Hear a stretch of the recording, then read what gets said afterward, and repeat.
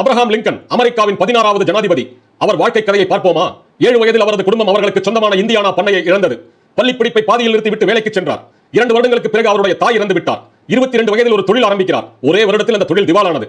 மாநில தேர்தலில் இன்று தோல்வியடைகிறார். ஒரு கடையை பார்த்துக் கொள்ளும் மேலாளர் வேலைக்கு செல்கிறார். ஒரே மாதத்தில் வேலையை விட்டு நீக்கப்படுகிறார். சட்டக்கல்லூரி படிக்க விண்ணப்பிக்கிறார். அந்த விண்ணப்பம் நிராகரிக்கப்படுகிறது. மீண்டும் ஒரு நண்பரிடம் கடன் வாங்கி தொழில் ஆரம்பிக்கிறார். ஒரே வருடத்தில் அந்த தொழிலும் திவாலானது. வாங்கிய கடனை அடைக்க 17 வருடங்கள் ஆகின. அவருடைய காதலி டைபாய்டு ஜுரம் தாக்கி உயிரிழக்கிறார். மீண்டும் தேர்தலில் இன்று தோல்வியடைகிறார். அவரின் 3 வயது மகன் உயிரிழக்கிறார். கடைசியாக ஒரு தேர்தலில் வெல்கிறார். ஆனால் மறு தேர்தலில் போட்டியிடும் வாய்ப்பை இழக்கிறார். அமெரிக்க செனட் தேர்தலில் போட்டியிட்டு மீண்டும் தோல்வியை தழுவுகிறார். துணை ஜனாதிபதி வேட்பாளராக அவரது சகாக்களால் பரிந்துரைக்கப்படுகிறார். வேட்பாளர்களில் கடைசி இடத்தை பிடிக்கிறார். 2 வருடங்கள் கழித்து மீண்டும் அமெரிக்க செனட் தேர்தலில் போட்டியிட்டு மீண்டும் தோல்வியை தழுவுகிறார். அமெரிக்க அரசியல் வரலாற்றில் மிகப்பெரிய தோல்வியுற்றவர் என்று அழைக்கப்படுகிறார். 2 வருடங்களுக்கு பிறகு 1860 அமெரிக்க அதிபர் தேர்தலில் போட்டியிடுகிறார். அமெரிக்காவின் 16வது ஜனாதிபதி ஆகிறார். மிக கடுமையான காலங்களில் அமெரிக்காவை வழிநடத்தி இன்றளவிலும் அமெரிக்காவின் தலை சிறந்த ஜனாதிபதி என்று போற்றப்படுகிறார். ஒரே ஒரு மாபெரும் வெற்றி அத்தனை தோல்விகளையும் பின்னுக்கு தள்ளிவிட்டது. முயற்சி உடையார் இகழ்ச்சி அடையார். Never quit.